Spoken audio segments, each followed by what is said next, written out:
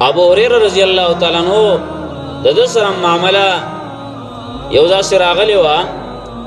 و یو سړی هغه راغی د ابو هريره رضی الله تعالی عنہ خواله بدر دی شروع کړي بدر دی ورته ویلي کنزلیم کول او بیا غلې شو هغه ډېر وکړه دیو ته غلې نه شو بیا هغه سړی غلې شو په دې کې ورته هغه چې کله خو ازلې تشکا ابو هريره رضی الله تعالی عنہ ورته انتهت ستا خبره ختم شوي بدر دی ویل ختم بس هغه نه نه دي ختمي کتاره ته یو خبره وکړه نو زه تنورم به نورم را سره شته خو صرف لک جواب راکا زه ته نورم به پدې کې وای ابو هريره رضی الله تعالی عنہ आवाज وکړه خپل وینځ ته आवाज وکړه راوړه صرف دا خبره وکړه دا سړی ډیر وېری چې تور بوای چې تور راوړه څه چاړه بوای هغه راوړه ډیر سخت وېری ځکه دا د دې حالت واقعیت د دې مطلب دا نه دی چې دا کم کسان صبر کړو دیو څو وس نه رسید غره د سیم نه را دا د څه وخت کې دی چې دیو سره خا پاور دی ور سره طاقت دی ور سره او خپل بدل اغستې شي ابو هريره رضی الله تعالی عنہ هغه راوړه وینځته وې سړی وې ریدو په دې کې هغه سره راوړم وې وبراله راوړه وبې راوړې او ابو هريره رضی الله تعالی عنہ پاغي باندې او دس وکا او بیا قبله طرف ته مخ کا ابو هريره رضی الله تعالی عنہ له سونه چوت کړه دعا یې کوله اوس دعا څنګه کوي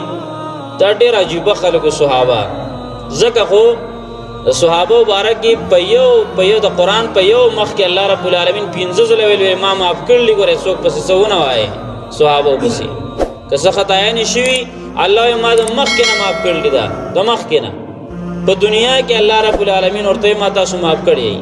افعلوا ما شئتم دا سم راځي بس ما معاف کړی هر سمه تاسو ورستم کم ګناونه قیامت آمد ته بخل دي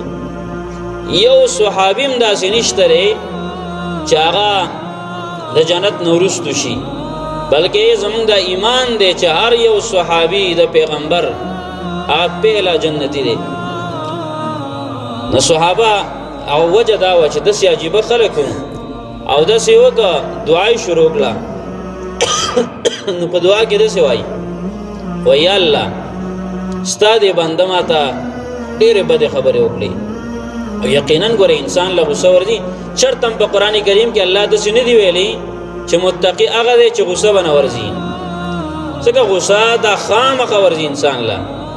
صحابو له دغه هم غصه ورتله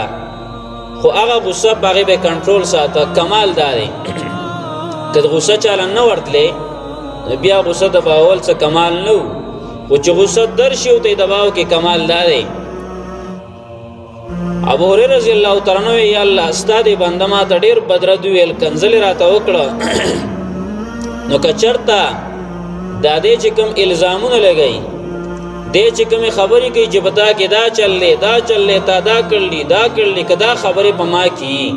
الله ما معاف کما و بخر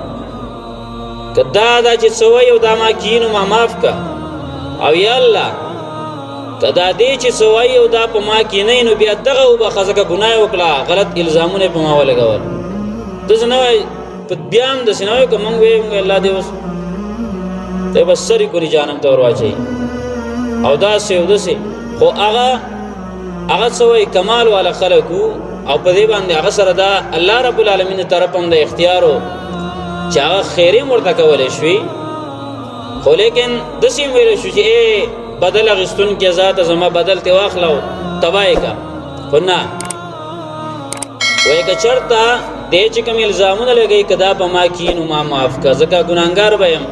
او کده دا څه وای په ما کې نه نو الله بیا دې معاف کا ځکه ګناه وکړه د ګناګار دې اوس دیو بخا دا د ابو هريره رضی الله تعالی عنہ دا خبره